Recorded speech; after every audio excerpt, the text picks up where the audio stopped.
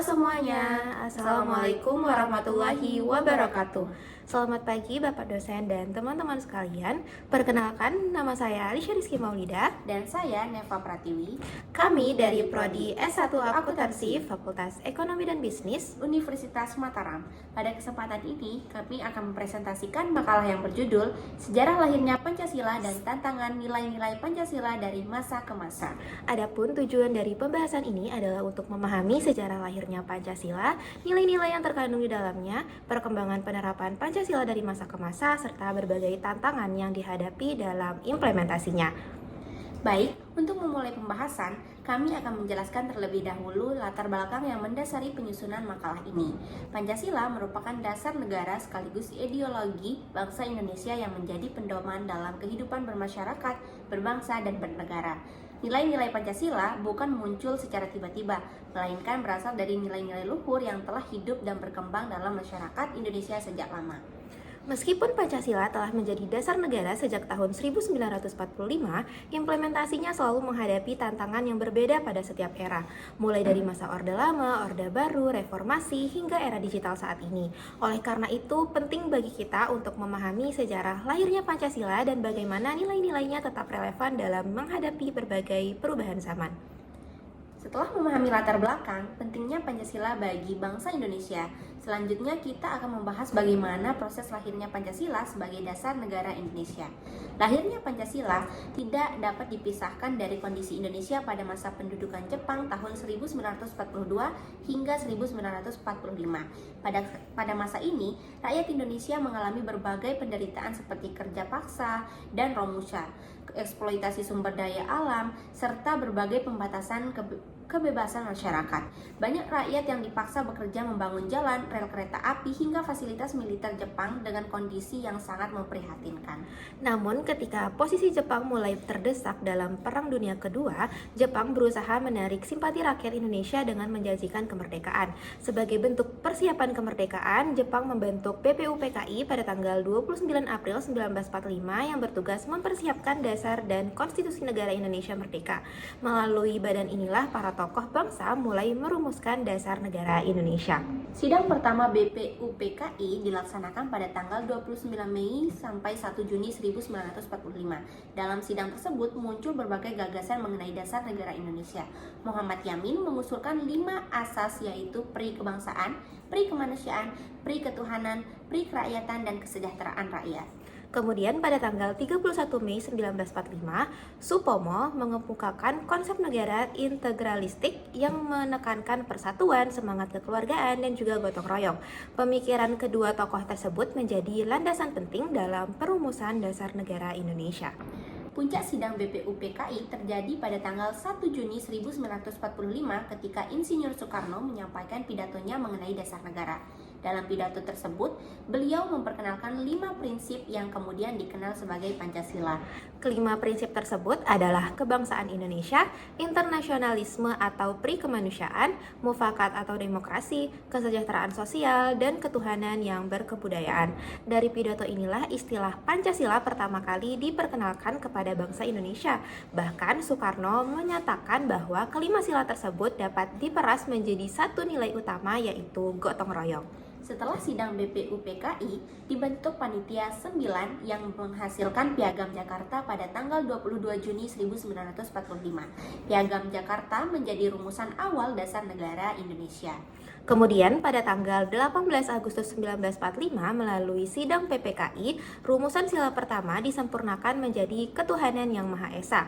Sejak saat itu Pancasila resmi disahkan sebagai dasar negara Indonesia dan dicantumkan dalam pembukaan UUD 1945. Setelah mengetahui bagaimana Pancasila lahir dan ditetapkan sebagai dasar negara, penting bagi kita untuk memahami nilai-nilai yang terkandung di dalamnya. Pancasila mengandung nilai-nilai luhur yang menjadi pedoman kehidupan bangsa Indonesia. Sila pertama mengandung nilai ketuhanan, yaitu keimanan, ketakwaan, dan toleransi antar umat beragama. Sila kedua mengandung nilai kemanusiaan, yaitu menghormati martabat manusia, menjunjung persamaan hak, dan juga memiliki rasa empati terhadap sesama. Selanjutnya, sila ketiga mengandung nilai persatuan, yaitu menjaga keutuhan bangsa di tengah keberagaman suku, agama, dan budaya. Kemudian untuk sila keempat itu mengandung nilai demokrasi melalui musyawarah untuk mencapai mufakat serta menghargai pendapat-pendapat orang lain. Sedangkan sila kelima mengandung nilai keadilan sosial yaitu pemerataan kesempatan dan kesejahteraan bagi seluruh rakyat Indonesia. Setelah kita memahami nilai-nilai yang terkandung dalam setiap sila Pancasila, kita dapat melihat bahwa nilai-nilai tersebut menjadi pedoman dalam kehidupan berbangsa dan bernegara. Namun, penerapan nilai-nilai Pancasila tidak selalu sama pada setiap periode pemerintahan. Terdapat berbagai dinamika dan perubahan yang memengaruhi cara Pancasila diimplementasikan. Oleh karena itu, selanjutnya kami akan membahas perkembangan Pancasila dari masa ke masa. Untuk masa yang pertama yaitu masa Orde Lama, yang dimana pada masa Orde Lama di bawah kepemimpinan Presiden Soekarno, Pancasila berusaha diperkuat sebagai identitas bangsa dan juga pandangan hidup negara.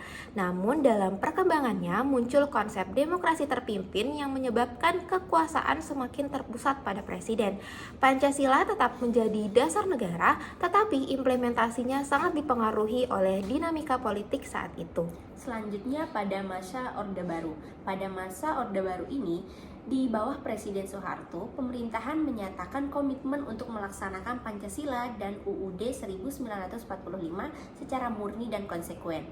Hal ini diwujudkan melalui program P4 atau Pedoman Penghayatan dan Pengalaman Pancasila yang diwajibkan bagi masyarakat.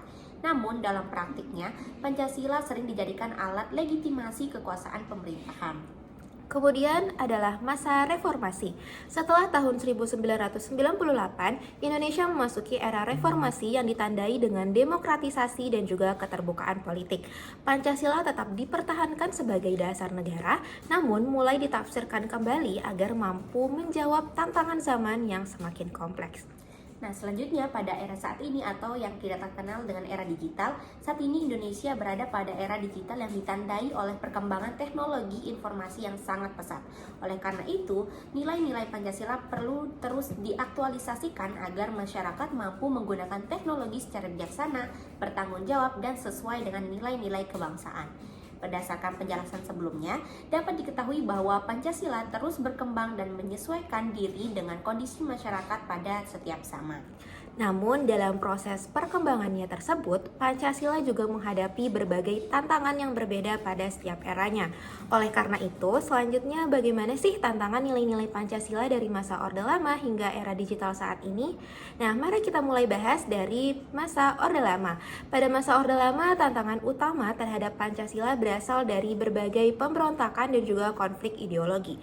Contohnya adalah pemberontakan DITII yang ingin mendirikan negara berdasarkan syariat Islam, serta PRRI dan juga Permesta yang mengancam persatuan bangsa. Selain itu, berkembang pula pengaruh ideologi komunisme melalui PKI yang mencapai puncaknya pada peristiwa G30S PKI tahun 1965. Peristiwa tersebut menjadi salah satu ancaman terbesar terhadap keberlangsungan Pancasila sebagai ideologi negara. Selanjutnya pada masa Orde Baru. Pada masa Orde Baru, tantangan terhadap Pancasila bukan berasal dari upaya mengganti ideologi negara, melainkan dari penyimpangan dalam penerapannya. Pancasila cenderung dijadikan alat legitimasi kekuasaan sehingga masyarakat tidak memiliki ruang yang cukup untuk memberikan kritik kepada pemerintah. Selain itu, berkembang pula budaya korupsi, kolusi, dan nepotisme atau KKN yang bertentangan dengan nilai keadilan sosial dalam sila kelima. Sebagai contoh, banyak proyek dan juga jabatan strategis lebih mudah diberikan kepada kelompok yang memiliki kedekatan dengan penguasa. Akibatnya, muncul kesenjangan sosial serta menurunnya kepercayaan masyarakat terhadap pemerintah. Selanjutnya pada era reformasi, memasuki era reformasi ini, Indonesia mengalami kemajuan dalam bidang demokrasi dan kebebasan berpendapat. Namun muncul tantangan baru lagi berupa politik identitas, intoleransi, radikalisme, dan masih maraknya praktik korupsi. Contohnya adalah penggunaan isu suku, agama, ras, dan antar golongan atau SARA dalam kontestasi politik yang berpotensi memecah persatuan bangsa. Selain itu, berbagai kasus korupsi yang melibatkan pejabat publik menunjukkan bahwa nilai keadilan sosial masih perlu diperkuat. Selanjutnya, pada era digitalisasi yang biasa kita kenal, tantangan terhadap Pancasila menjadi semakin kompleks. Kemajuan teknologi memang memberikan banyak manfaat, tetapi juga memunculkan berbagai permasalahan seperti penyebaran hoax, ujaran kebencian, disinformasi, dan cyberbullying. Selain itu, masuknya budaya asing tanpa penyaringan yang baik dapat menyebabkan lunturnya nilai gotong royong, sopan santun, dan juga rasa nasionalisme.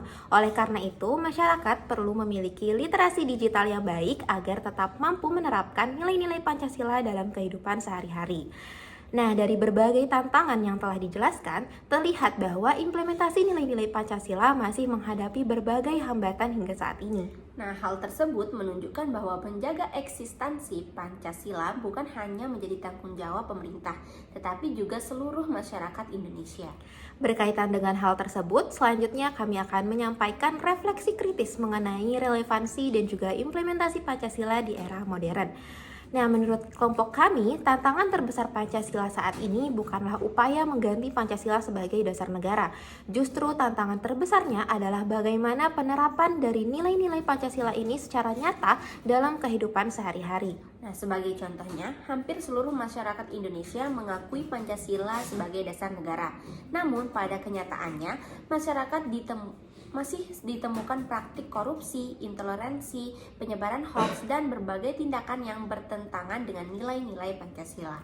Oleh karena itu, penguatan Pancasila tidak cukup hanya melalui hafalan 5 sila aja. Yang lebih penting adalah penerapan nilai-nilai tersebut ke dalam tindakan nyata, baik di lingkungan keluarga, kampus, masyarakat, maupun di media sosial. Nah, dari refleksi tersebut dapat dipahami bahwa keberhasilan Pancasila sebagai dasar negara tidak hanya bergantung pada keberadaannya sebagai ideologi bangsa, tetapi juga pada sejauh mana nilai-nilainya mampu diwujudkan dalam kehidupan sehari-hari. Berdasarkan seluruh pemahaman dan juga pembahasan yang telah kami paparkan, selanjutnya kami akan menyampaikan kesimpulan dari presentasi ini.